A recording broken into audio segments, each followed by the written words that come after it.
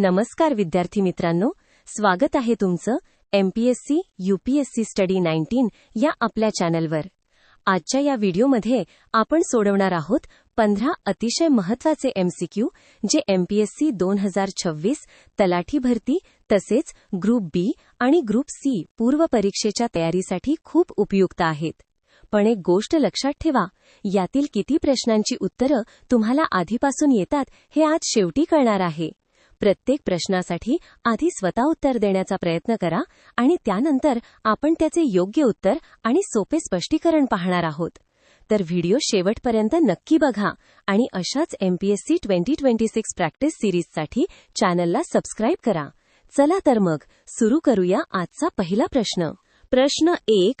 खालीलपैकी कोणते खत नायट्रोजनचे प्रमाण सर्वाधिक असलेले खत होय? अ. युरिया, ब. सुपरफॉस्फेट, क.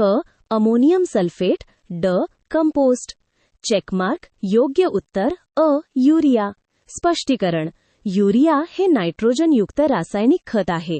यामध्ये सुमारे 46% नायट्रोजन असतो. त्यामुळे वनस्पतींच्या वाढीसाठी नायट्रोजनची गरज पूर्ण करण्यासाठी युरियाचा मोठ्या प्रमाणावर वापर केला जातो.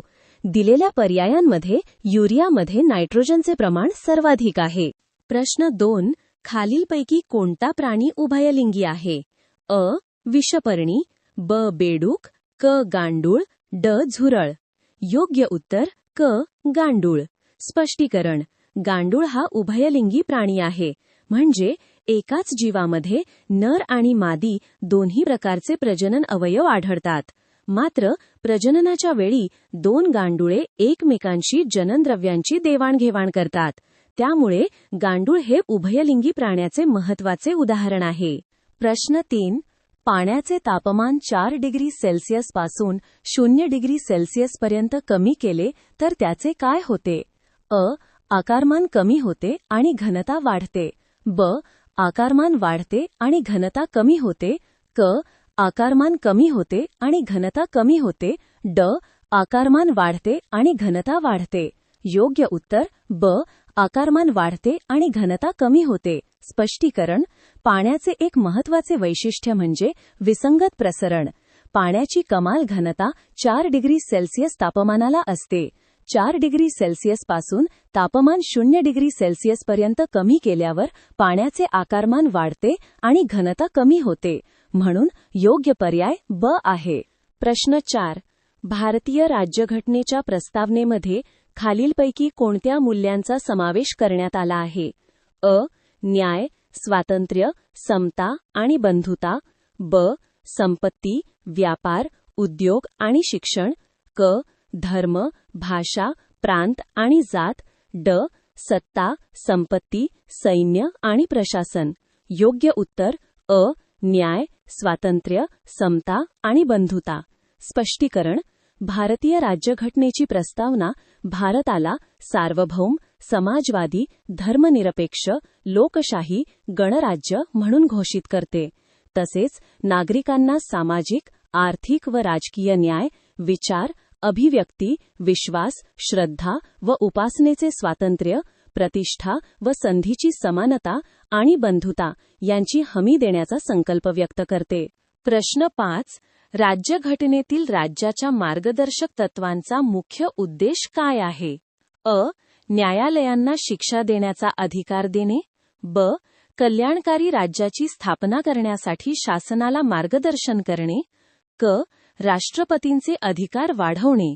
ड. संसद बरखास्त करणे. योग्य उत्तर ब. कल्याणकारी राज्याची स्थापना करण्यासाठी शासनाला मार्गदर्शन करणे. स्पष्टीकरण. राज्याच्या मार्गदर्शक तत्वांचा समावेश राज्यघटनेच्या भाग 4 मध्ये कलम 36 ते 51 मध्ये करण्यात आला आहे. सामाजिक व आर्थिक न्यायावर आधारित कल्याणकारी राज्याची निर्मिती करणे हा त्यांचा प्रमुख उद्देश आहे. ही तत्त्वे न्यायालयीन अंमलबजावणी योग्य नसली तरी शासनाच्या धोरण निर्मितीसाठी अत्यंत महत्त्वाची आहेत. प्रश्न 6. भारतीय राज्यघटनेत मूलभूत कर्तव्यांचा समावेश कोणत्या घटनादुरुस्तीने करण्यात आला? अ. 24वी घटनादुरुस्ती. ब. 42वी घटनादुरुस्ती. क. 44वी घटनादुरुस्ती. ड. 73वी घटनादुरुस्ती. योग्य उत्तर ब. 42वी घटनादुरुस्ती. स्पष्टीकरण. 42व्या घटनादुरुस्ती कायदा 1976 द्वारे भारतीय राज्यघटनेत मूलभूत कर्तव्यांचा समावेश करण्यात आला. ही कर्तव्ये कलम 51A मध्ये दिली आहेत. सुरुवातीला 10 मूलभूत कर्तव्य होती. नंतर 86व्या घटनादुरुस्तीने आणखी एका कर्तव्याची भर पडली आणि सध्या एकूण 11 मूलभूत कर्तव्य आहेत. प्रश्न 7. भारताच्या निवडणूक आयोगाशी संबंधित तरतूद भारतीय राज्यघटनेच्या कोणत्या कलमात आहे? अ. कलम 280. ब. कलम 324. क. कलम 356. ड. कलम 368. योग्य उत्तर ब. कलम 324. स्पष्टीकरण. भारतीय राज्यघटनेच्या कलम 324 अंतर्गत भारताच्या निवडणूक आयोगाची तरतूद करण्यात आली आहे. संसद, राज्य विधानमंडळे तसेच राष्ट्रपती आणि उपराष्ट्रपती यांच्या निवडणुकांवर देखरेख, निर्देशन आणि नियंत्रण ठेवण्याची जबाबदारी निवडणूक आयोगाकडे आहे. प्रश्न 8. भारताच्या राष्ट्रपतींची निवड कोण करते? अ. केवळ लोकसभा सदस्य. ब. केवळ राज्यसभा सदस्य. क.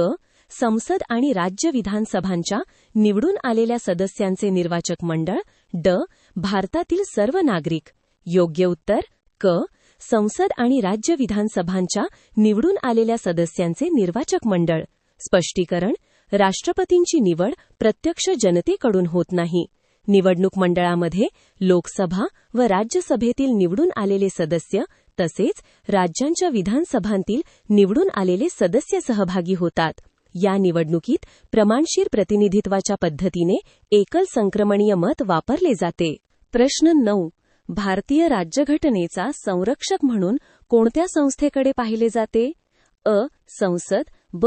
राष्ट्रपती. क. सर्वोच्च न्यायालय. ड. निवडणूक आयोग.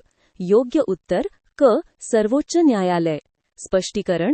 सर्वोच्च न्यायालय हे राज्यघटनेचे संरक्षक व अंतिम व्याख्याते मानले जाते. न्यायालयाला न्यायिक पुनरावलोकनाचा अधिकार आहे.